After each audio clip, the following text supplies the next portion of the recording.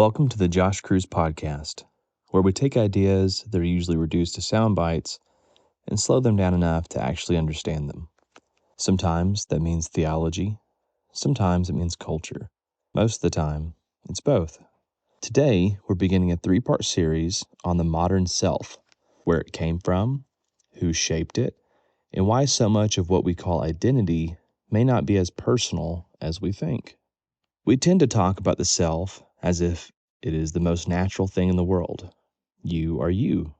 You have preferences, tastes, opinions, desires, and an inner sense of who you are.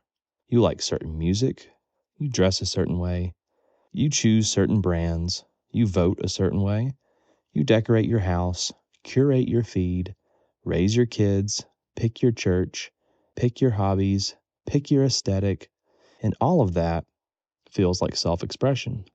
But what if a lot of what we call self-expression is actually something else? What if the modern self was not simply discovered, but manufactured? Not manufactured in a conspiratorial way, as if a small group of people sat in a dark room and invented your personality. That's too simple. Reality is usually worse because it's less dramatic. It is not that one person built the modern self. It is that a century of psychology, advertising, politics, consumer capitalism, and eventually algorithmic technology slowly trained us to understand identity as something we perform. The story begins in a place that feels far away from Instagram, TikTok, or the curated lives we now carry in our pockets. It begins after World War I. The 20th century shattered a lot of illusions. The Enlightenment had given the modern world a very flattering picture of the human being. Man was rational. Man could be educated. Man could evaluate evidence, weigh options, and make informed decisions. Democracy depended on this assumption. Markets depended on it. The whole modern project leaned heavily on the idea that people were basically reasonable creatures moving through the world with eyes open. Then came the war. And what the war revealed was that people could be mobilized at scale. Nations could be whipped into emotional unity. Crowds could be persuaded. Propaganda worked. People did not behave like detached, rational actors. They behaved like people, fearful, tribal, hungry for belonging, vulnerable to symbols, stirred by images, moved by stories, and far less rational than they imagined.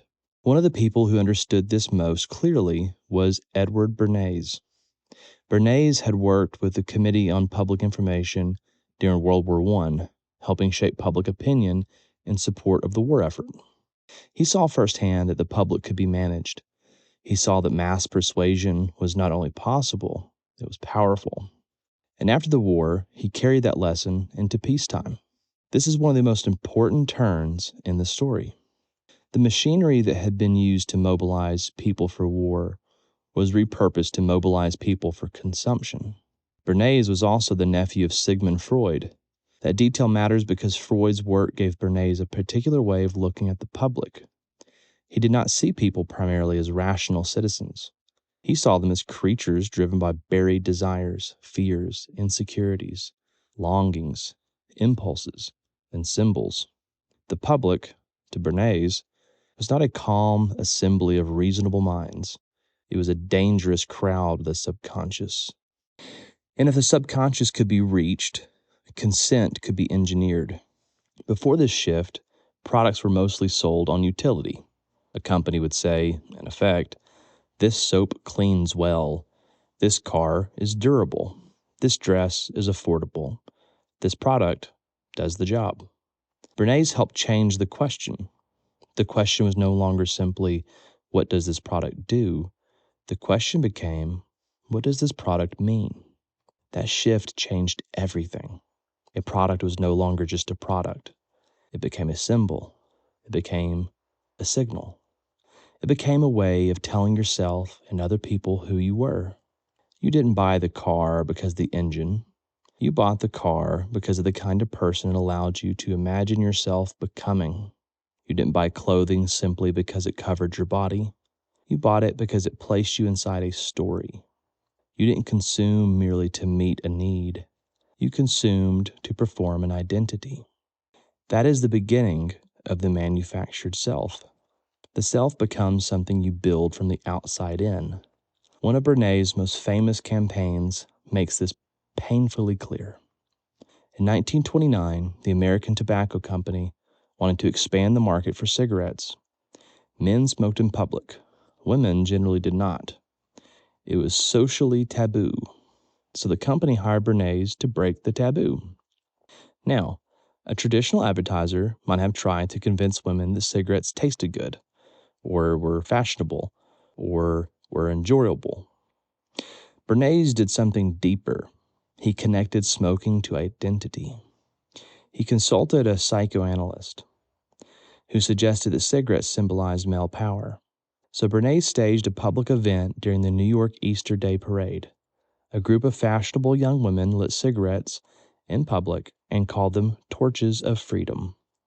That phrase did the work. They were not smoking cigarettes. They were performing liberation. The cigarette became a symbol of independence, rebellion, equality, and power. Bernays did not sell tobacco. He sold a self. This is where the story becomes uncomfortable, because the women lighting those cigarettes may have felt like they were expressing themselves. They may have felt bold, modern, free, but the freedom had been staged. The rebellion had been arranged. Their desire for liberation had been transformed onto a product by someone who understood the psychology of crowds better than they did. That is the brilliance and horror of modern advertising. It does not usually force you to want things. It teaches you how to interpret your own wanting. It tells you what your desires mean. It tells you what kind of person you are. It tells you what kind of product belongs in the hands of someone like you. It gives your longing an object and then sells it back to you. This is why Bernays matters. He did not merely help invent public relations. He helped change the structure of identity in the modern world. The self became a consumer project. And once that happened, the line between freedom and manipulation became harder to see. By the 1950s, this consumer self had become part of the American way of life. After the war, there was a widespread desire for stability. People wanted homes, cars, appliances, comfort, safety, normalcy. The economy expanded. Suburbs grew. Household goods multiplied. And consumption was increasingly framed not as greed, but as democratic fulfillment. To be free was to choose. To be happy was to consume. To be yourself was to assemble the right life from available products. This was not only economic, it was psychological. At the same time Bernays' ideas were shaping advertising, psychology was shaping the way institutions thought about human beings. Anna Freud's ego psychology became influential in the post-war period. The idea was that the ego could be strengthened, managed, and trained to keep irrational drives under control. American planners, politicians, and corporations became deeply interested in this project. How do you manage the inner life of the masses?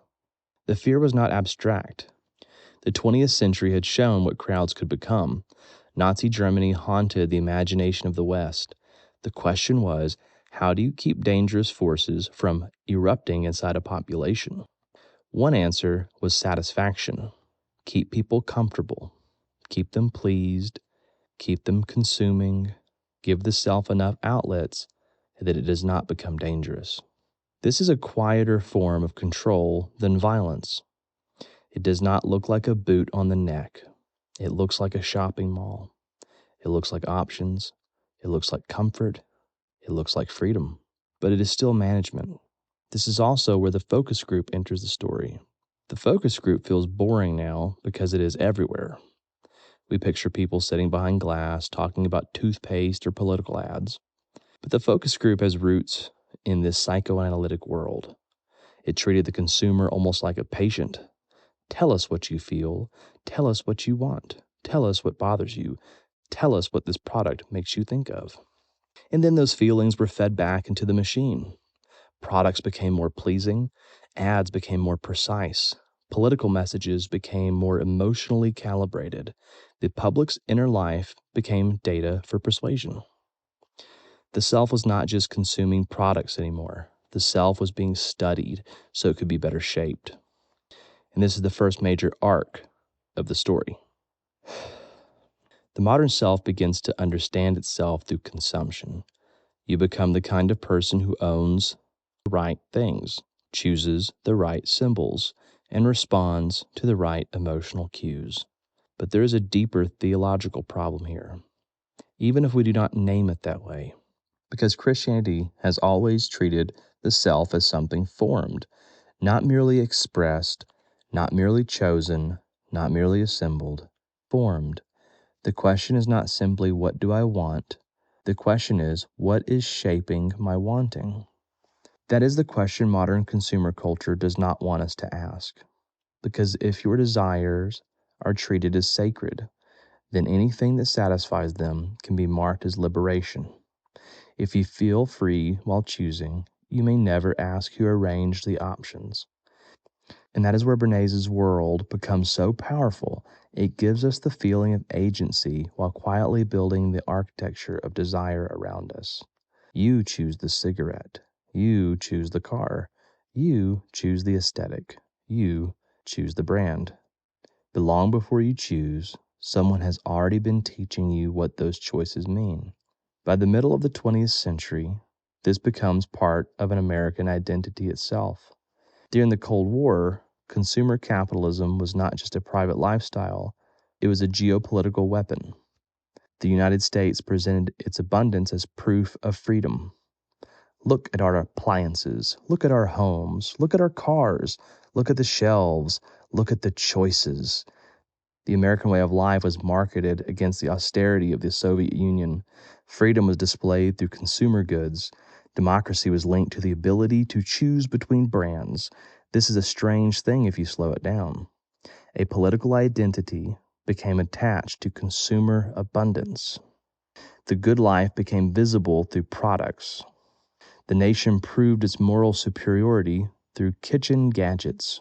That may sound absurd, but it worked because the manufactured self was already learning to see consumption as identity. The story gets darker when you realize the same tools could be used not just to sell products, but to manage politics.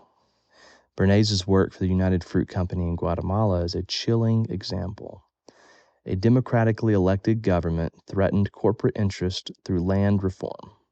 Bernays helped shape a public narrative that painted the government as a communist threat. Perception was managed, fear was manufactured, the groundwork was laid for intervention. The same psychological tools used to sell identity could be used to destabilize nations. That should sober us, because once perception becomes the battlefield, reality itself becomes vulnerable. That brings us to the closing thought for this first episode. The manufactured self did not begin with social media. It did not begin with influencers. It did not begin with smartphones or algorithms or TikTok trends. It began when powerful institutions realized that identity could be engineered by attaching desire to symbols. The cigarette becomes freedom. The car becomes masculinity. The appliance becomes democracy. The brand becomes selfhood. And once that lesson was learned, it never went away. It only evolved. Next time, we'll look at what happened when the children of this consumer world rebelled against it, and how that rebellion was absorbed almost immediately into the marketplace, because the system learned something important. It did not need to crush rebellion. It could sell it. Thanks for slowing things down with me.